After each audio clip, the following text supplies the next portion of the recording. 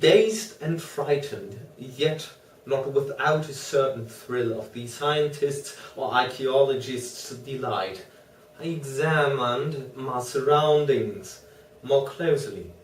The moon, now near the zenith, shone weirdly and vividly above the towering steeps that hemmed in the chasm and revealed the fact that a far-flung body of water flowed at the bottom, winding out of sight in both directions, and almost lapping my feet as I stood on the slope. Across the chasm, the wavelets washed the base of the cyclopean monolith, on whose surface I could now trace both inscriptions and crude sculptures. The writing was in a system of hieroglyphics unknown to me and unlike anything I had ever seen in books, consisting for the most part of conventionalized aquatic symbols such as fishes, eels, octopi, crustaceans, mollusks, whales, and the like. Several characters obviously represented marine things which are unknown to the modern world, but whose decomposing forms I had observed on the ocean-risen plain. It was the pictorial carving, however, that did most to hold me spellbound, plainly visible across the intervening water on account of the enormous size, were an array of bas-reliefs whose subjects would have excited the envy of a Doré. I think that these things were supposed to depict men, at least a certain sort of men, though the creatures were shown disporting like fishes in the waters of some marine grotto, or paying homage at some monolithic shrine which appeared to be under the waves as well. Of their faces and forms I dare not speak in detail, for the mere remembrance makes me grow faint. Grotesque beyond the imagination of a Poe or a Boulevard, they were damnably human in general outline, despite webbed hands and feet, shockingly wide and flabby lips, glassy, bulging eyes, and other features less pleasant to recall. Curiously enough, they seemed to have been chiseled badly out of proportion with their scenic background, for one of the creatures was shown in the act of killing a whale, represented as but little larger than himself.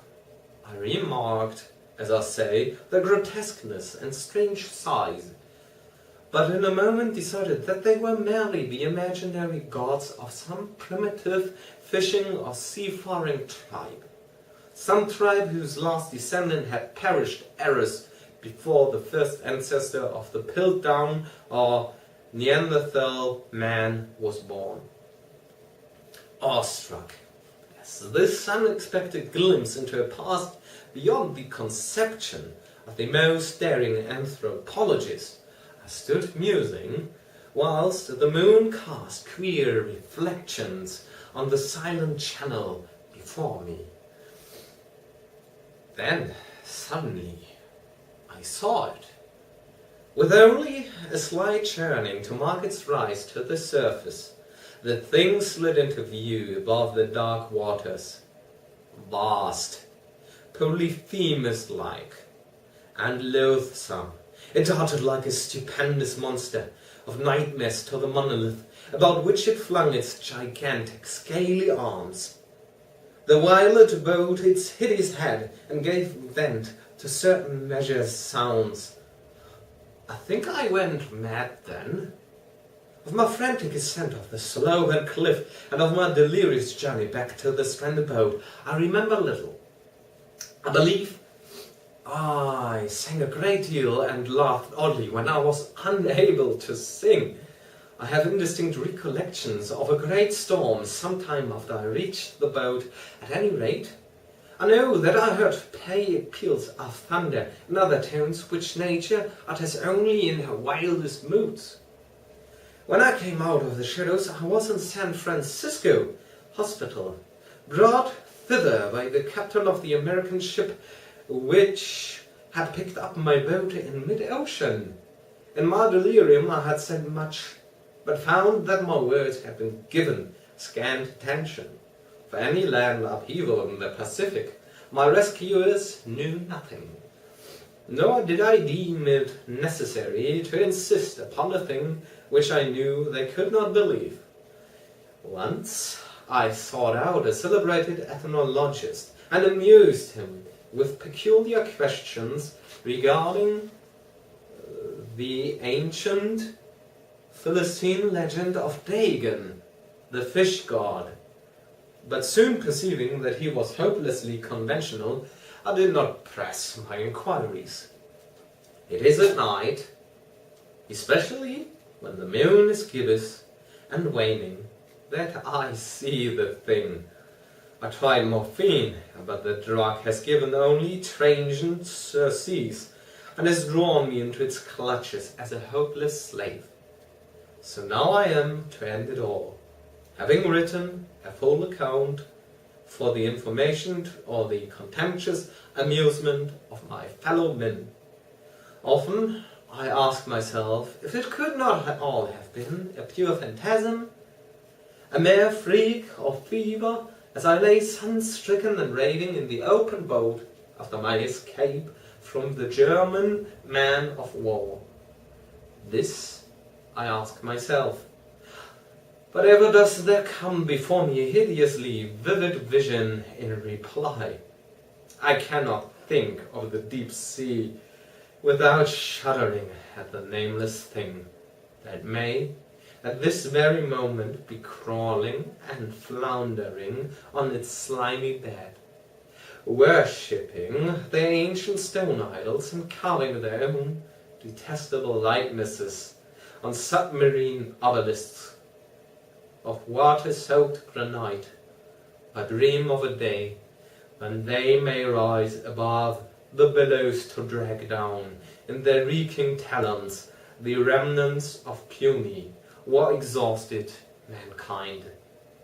Of a day when the land shall sink and the dark ocean floor shall ascend amidst universal pandemonium. The end is near. I hear noise at the door, as of some immense slippery body lumbering against it.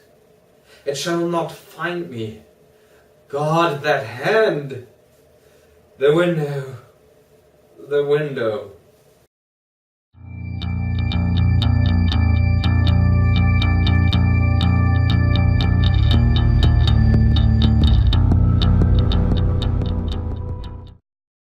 I hope you enjoyed it as well as I did for a long time now. And yeah, if you really liked it, please feel free to subscribe and like the video. It will help me out a lot to continue my work and see that it's not worthless. And hopefully see you in our next video. So far so good, have a nice day or night, or whenever you feel the urge to listen to some nice little spooky horror adventure stories. So good night, sleep tight, and toodaloo.